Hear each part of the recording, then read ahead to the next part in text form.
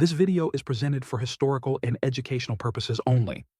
World Documentary Archives strongly condemns hate speech, violence, and all forms of extremism. At the dying end of 1943, the leaders of America, Britain, and the Soviet Union had met in Teheran, there to speak for their peoples, collectively to plan, collectively to devise the great three-front offensive of 1944. As the year began, in the Far East, while the British and Chinese fought in Burma, American power struck in the Pacific.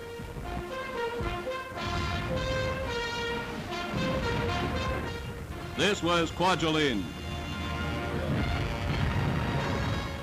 Up in the Marshalls.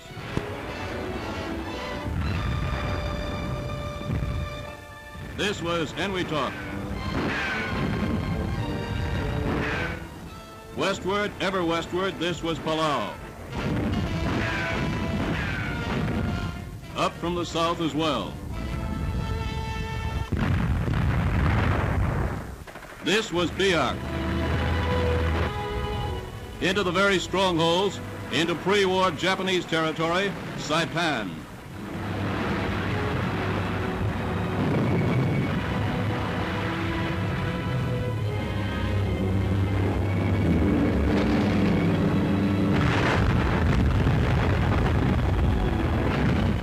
Into the old American bastions that Japan had taken, Guam.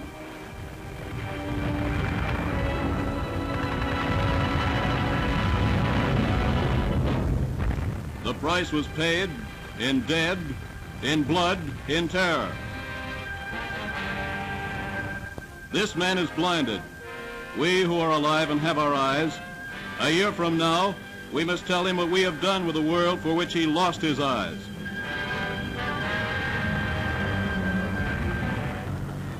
(1944). In February and March, the Red Army broke the German lines in the Ukraine and swept forward 300 miles to the Romanian borders.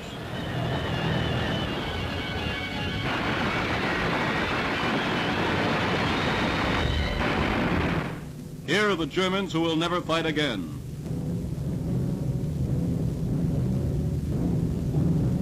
Spring 1944. In their great British bases, the Western armies were massing the guns, the shells, the tanks, the trucks, the planes, the food stocks, the gasoline, spare parts, field equipment, mine detectors, medical supplies, and troops.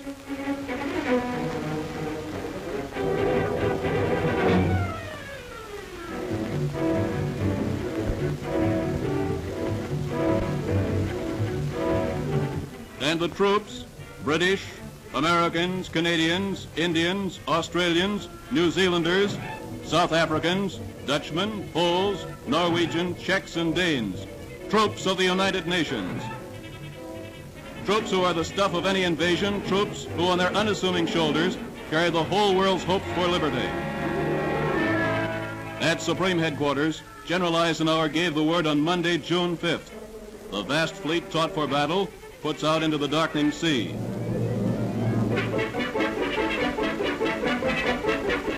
Men move now with exaggerated caution. They are going into attack. They are going into the seawalls, the barricades, the trenches, the guns, the vast emplacements that Rommel had called impregnable. They are going into the crossfire and mine beaches between Caen and Barfleur on the northern coast of France.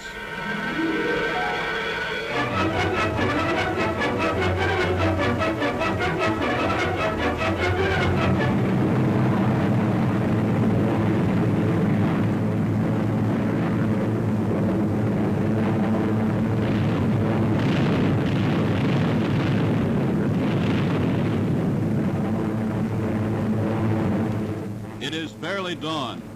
The troops have not yet landed on the beaches.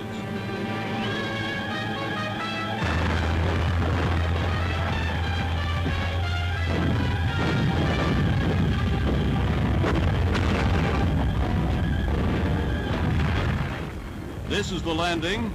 This is it. We are going in. And with this stroke, the people of Europe so long mute will speak.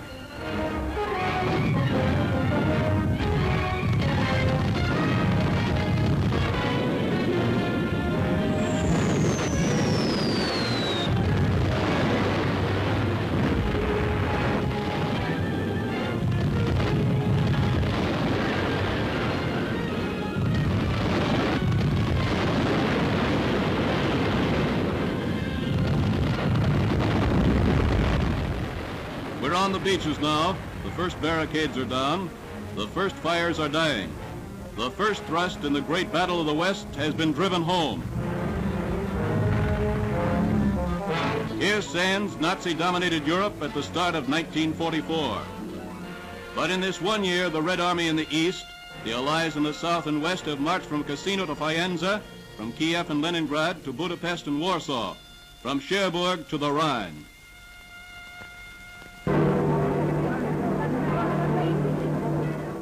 And freedom came to people of half a dozen nations.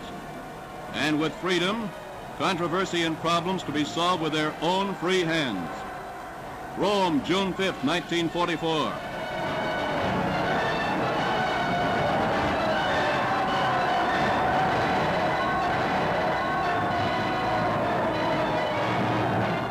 Paris, August 22nd, 1944.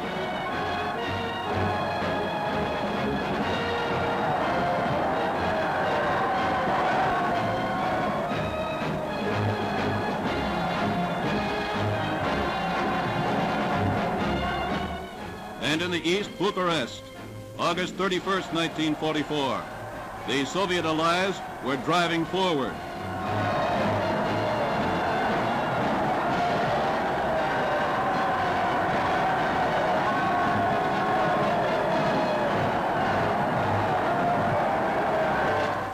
In the West again, Brussels on September 3rd, 1944.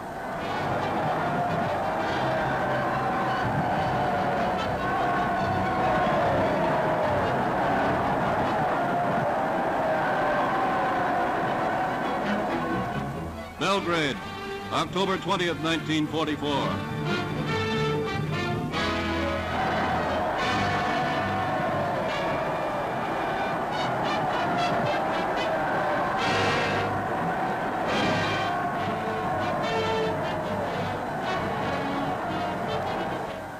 On October 14th, 1944, to Athens.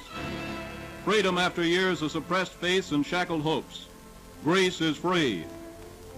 When the guns fall silent, Athens will be ruled by the law and government that Athens chooses.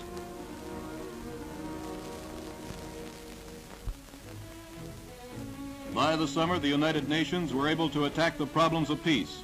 Their representatives met at Dumbarton Oaks in Washington, D.C. In August at Quebec, Prime Minister Churchill came for a meeting with President Roosevelt, there to plan new moves, political and military. And in that summer of liberation, the people of Europe spoke so that the whole world listened. It was their war. They put new blood into the meaning of the word freedom. In America, the people spoke. President Roosevelt was re-elected. Both he and his opponents had agreed that America must this time take her place in the Council of Nations. In the factories, the people spoke, turning out the planes, the guns, the ships, the equipment still needed for the people's war, for the war was not yet won.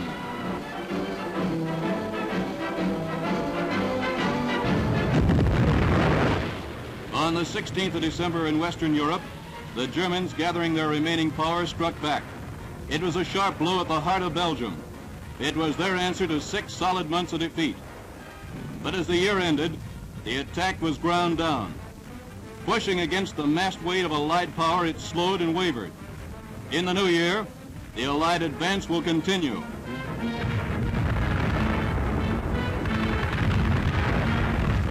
No, the war is not yet won. In the Pacific, too, we have come a long way. Guadalcanal, New Guinea, Tarawa, Inuitok, the Admiralties, Biak, the Marianas, Palau, Morotai, and now the Philippines. We attack.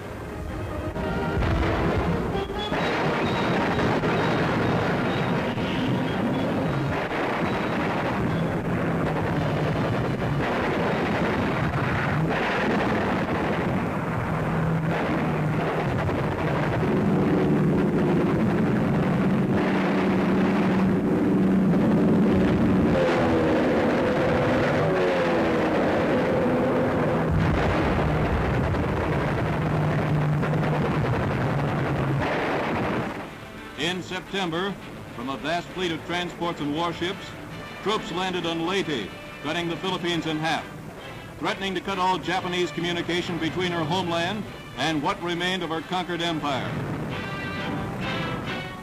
General MacArthur and President Osmedo of the Philippines returned.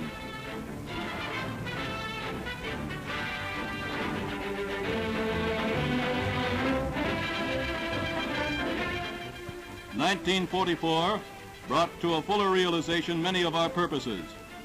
Our leaders have met again and again to speak for us, the people.